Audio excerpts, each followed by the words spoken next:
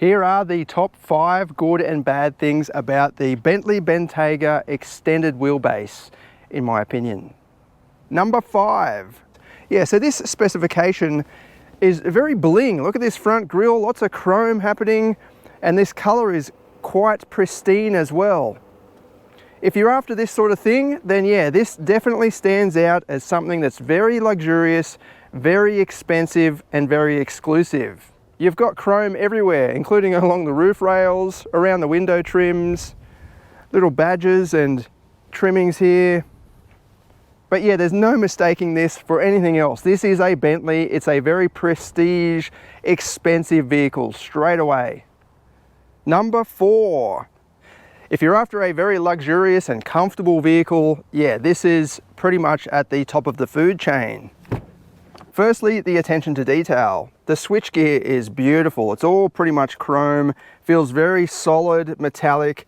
And check out these climate control stalks here. They feel like they're hydraulically damped each time you use them. And then you've got leather that extends even down to this trim piece down here. You can feel the leather that wraps around the back, including all up the B-pillar, all the way across to the roof, the ceiling there. And then even this side of the dashboard is wrapped in leather. If you're thinking of the extended wheelbase, then rear seat accommodation is going to be very important to you. You may not even drive, you may spend most of your time in the back here. Electric sunblinds, dual touch screens in the back, another touch screen down here for the climate settings. And this example features the optional Airliner seat package. So this seat is one of the most comfortable you'll find in a production vehicle. Open the blind to let some light in. And if you hit this little button down here, I'm not sure if you can see it, but there's 2 little buttons down here. And basically what happens is the front seat moves forward. A leg rest starts to pop up to hold my legs. And then down the front here, down the front here, a leg rest will drop down. A footrest will drop down, sorry. Actually sounds like an aeroplane taking off.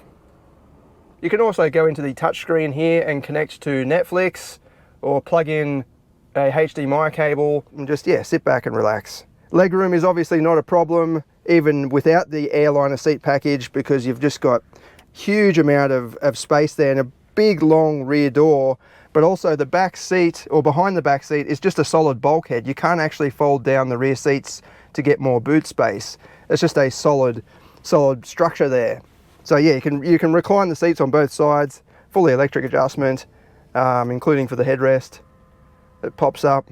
And if you can't even be bothered to close the door, or if your driver forgets to close it for you, you just hit this button down here and it will close automatically. Number 3, this features the 4-litre twin-turbo V8, borrowed from various Audi vehicles and even Porsche models. For the Bentayga, it produces 404 kilowatts and 770 newton meters, which, you know, that doesn't sound all that serious in the scheme of things, but the way this thing goes and builds speed is just nuts. It's relentless. It just keeps going and going and going. Instead of me talking about it, let's check out the 0 to 100 with the V-Box.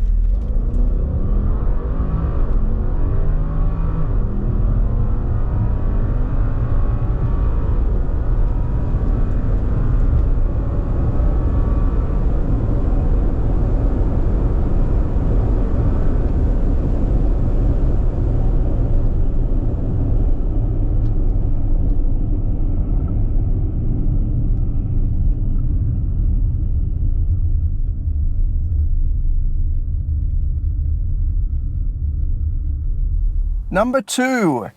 Yeah, despite this thing featuring... Sorry, I'm gonna have to get out of this. I know what you're thinking. How can this thing possibly handle that well? It's massive, it weighs almost 2.5 tons. I've thrown it down some corners really hard, you know, tip it in way too fast, get on the power way too early, and the all-wheel drive system just sorts it out. There is a little bit of tyre squeal from the huge tyres as it tries to bite for grip, but seriously, for the size of the vehicle and for its intentions, this is not intending to be a sporty model, it's a luxury vehicle. It's amazing, it really is.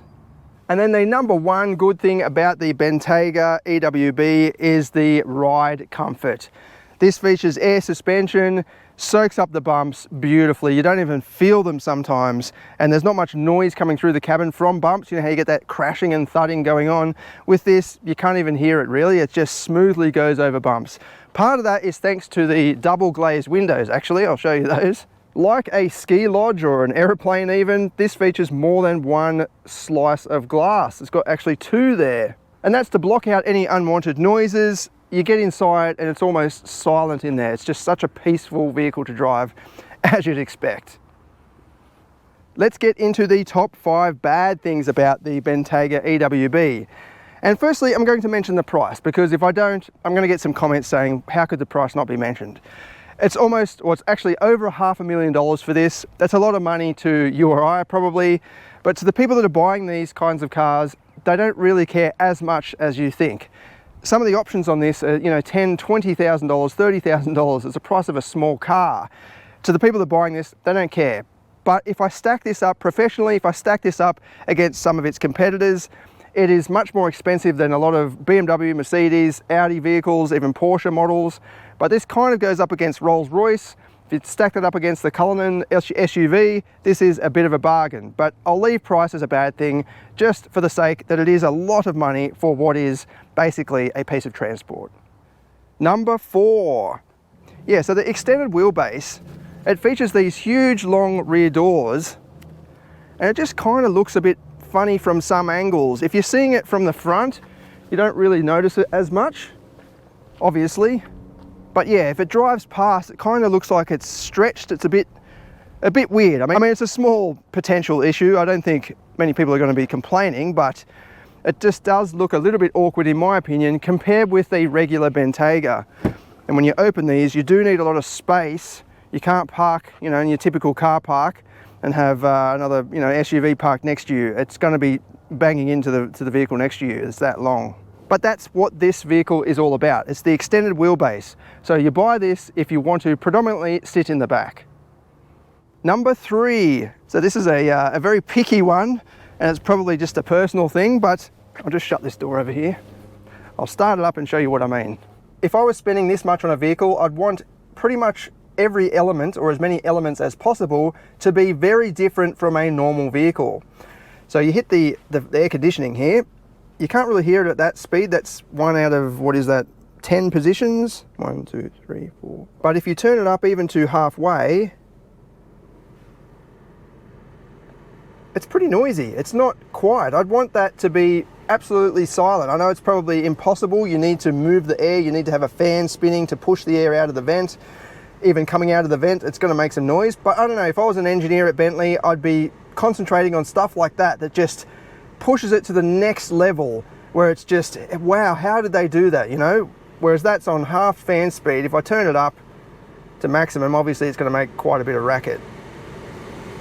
Obviously I'm just nitpicking here, and I don't know much about aerodynamics or anything like that, so it's probably impossible to make that quiet.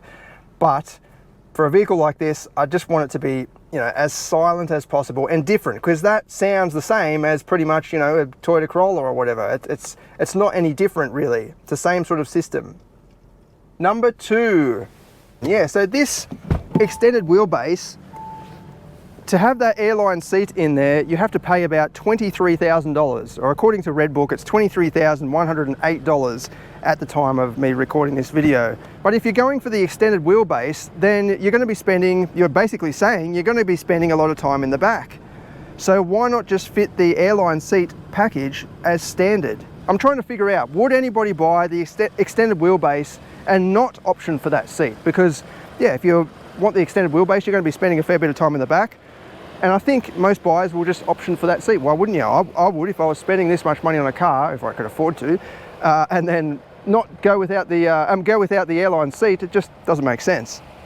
And then the number one bad thing about the Bentayga, in my opinion, is the fact that you can no longer get the W12 engine with it. The 6-litre twin-turbo 12-cylinder engine is going out of production in April next year. I think it's so sad that you can no longer get it with any of the Bentayga. I think it's still available on the Flying Spur for a short time. But yeah, like, why not with a vehicle like this? Surely the environmental impact of the 12-cylinder in a vehicle like this is going to be minimal compared with some other things in the industry or even in other industries. Not that this is slow, it actually is very, very quick. I don't mean it in that way, I just think that the majestic style, it suits a 12-cylinder. You want something that's very exclusive, very exotic. It will just pair very nicely with this sort of package, in my opinion. I'd love to hear what you think though. Would you opt for the extended wheelbase? Would you opt for that Airliner seat package? Or would you prefer a W12? Please let me know in the comments. And if you enjoyed this video, please like and subscribe. Thanks for watching.